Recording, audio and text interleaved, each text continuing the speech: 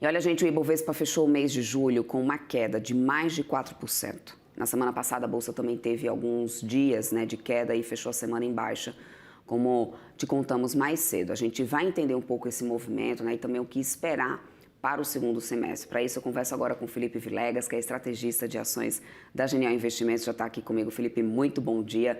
Bem-vindo aqui à nossa programação. Olá, Débora, bom dia. Agradeço aqui o convite para estar com vocês. Desejar então uma ótima segunda-feira, um ótimo início de semana aí para todos. É isso, vamos lá, Felipe. Olha só, a gente tem aqui essa leitura, esse recuo de mais de 4% nesse mês de julho aqui para o Ibovespa, que acabou sendo marcado aí como o pior mês, de 2025 até esse momento. Quais são, na sua opinião, os impactos mais relevantes para esse desempenho discrepante que a gente teve nesse mês de julho, após um primeiro semestre que foi bastante positivo para a Bolsa Brasileira, inclusive com fluxo de capital estrangeiro impulsionando bastante esse índice até meados de junho. Os principais gatilhos foram externos ou domésticos, na tua visão? Perfeito, Débora. Acredito que foi uma mescla, tá, de alguns fatores. Antes da gente justificar talvez a queda do mês de julho, é importante a gente entender quais os motivos que levaram a Bolsa Brasileira a renovar a máxima histórica no primeiro semestre. E é como você disse, acho que muito disso, né, muito desse movimento, ele acabou tendo como justificativa o fluxo do investidor estrangeiro, né? Na minha opinião, esse mesmo fluxo que foi o que trouxe uma forte valorização para a Bolsa Brasileira no primeiro semestre, não somente a Bolsa Brasileira, a gente também acompanhou esse movimento olhando aí para bolsas aqui de países vizinhos, como por exemplo Chile, Colômbia e até um pouco mais distante o México, mas querendo dizer que não foi um movimento único.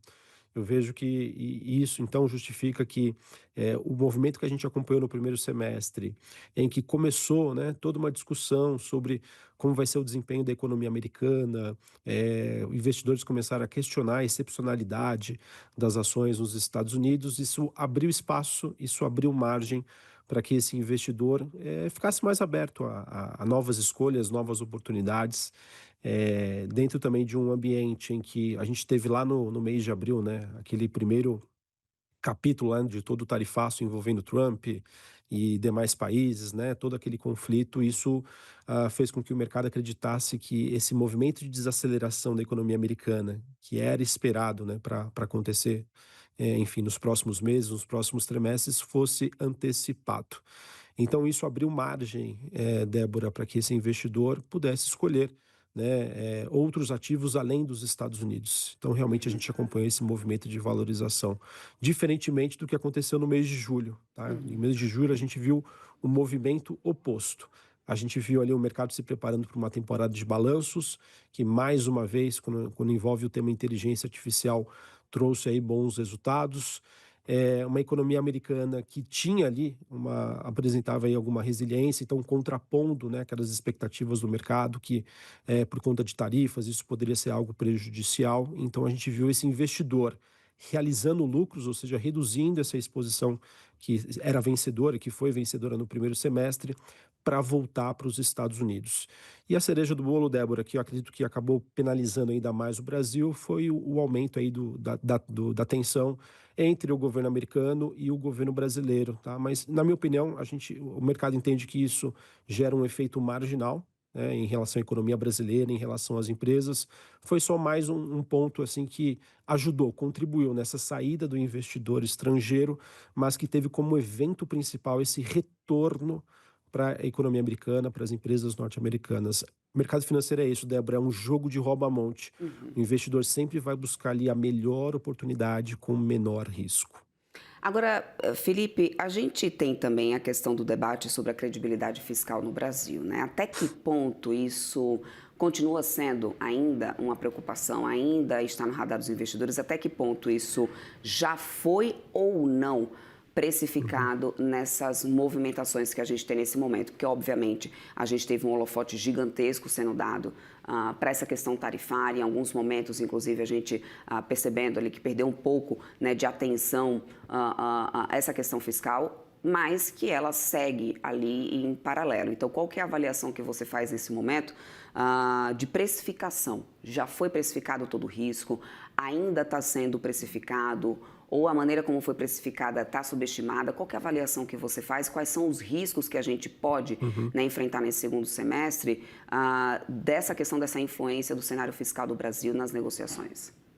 Perfeito, essa é uma ótima pergunta, no sentido de que realmente se você fazer uma avaliação do quanto que já está precificado é muito difícil dizer, Débora, mas eu acredito que boa parte disso já está no preço. O investidor entende que existe esse problema em relação à condução de política fiscal no Brasil.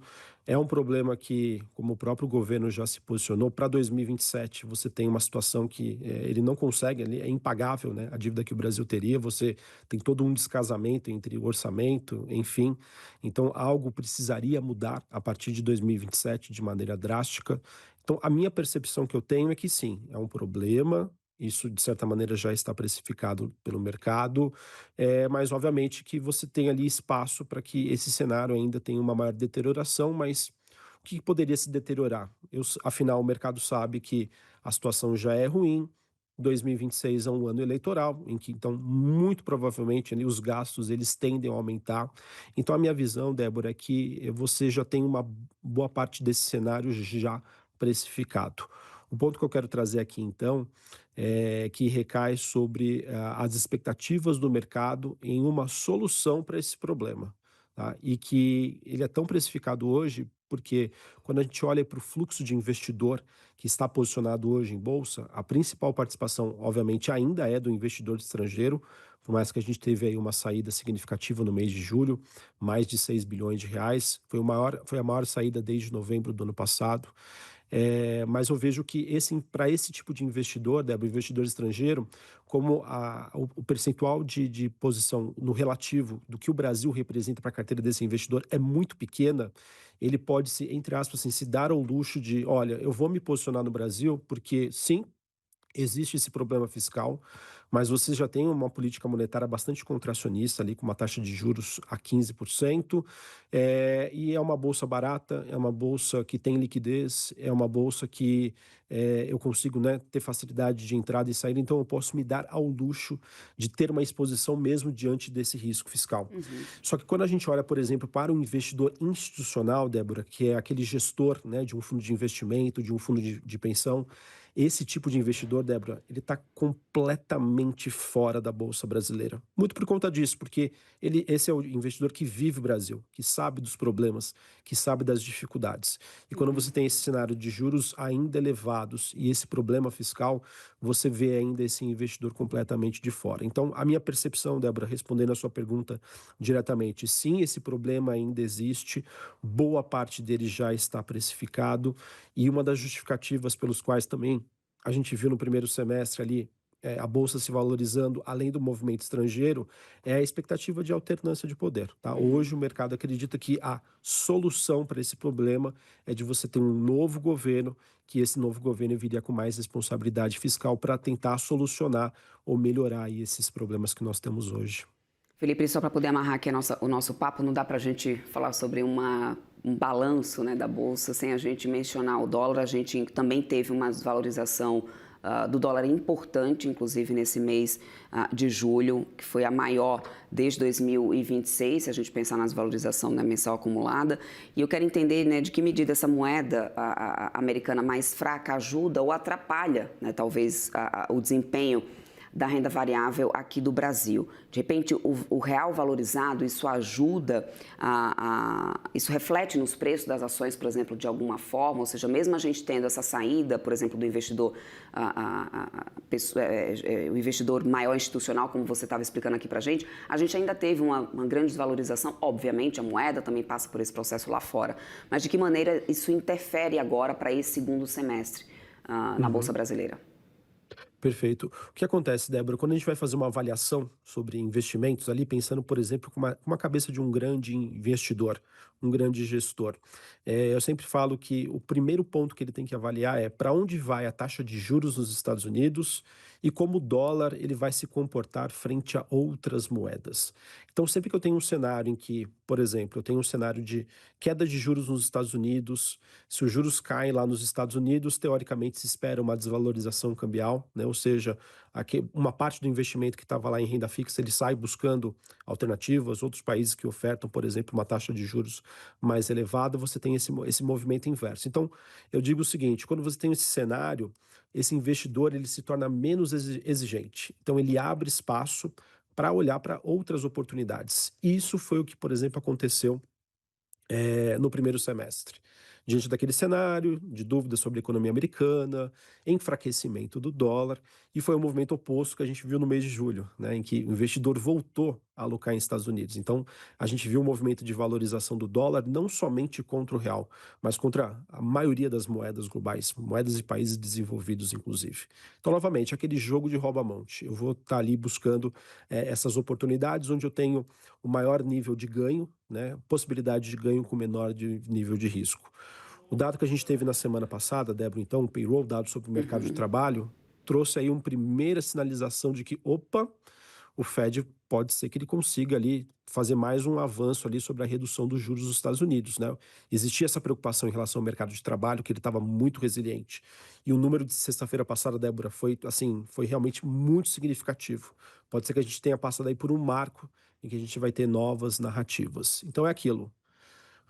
Mercado de trabalho enfraquecendo nos Estados Unidos, abre espaço para o Fed reduzir juros. Se os juros caem lá, expectativa também de que o dólar se enfraqueça. O dólar se enfraquecendo é menos pressão inflacionária, por exemplo, para o Brasil, que precisa importar diversos produtos e serviços. Menos inflação aqui, você já sabe, é possibilidade de queda de juros. Queda de juros é positivo para as ações brasileiras, principalmente ligadas à economia doméstica. Perfeito, Felipe. Quero muito agradecer a tua participação aqui conosco. Sempre ótimas análises. Conversamos aqui com o Felipe Vilegas, estrategista de ações da Genial Investimentos. Meu querido, uma ótima segunda, boa semana e até a próxima. Para vocês também, até a próxima. Valeu. Até mais.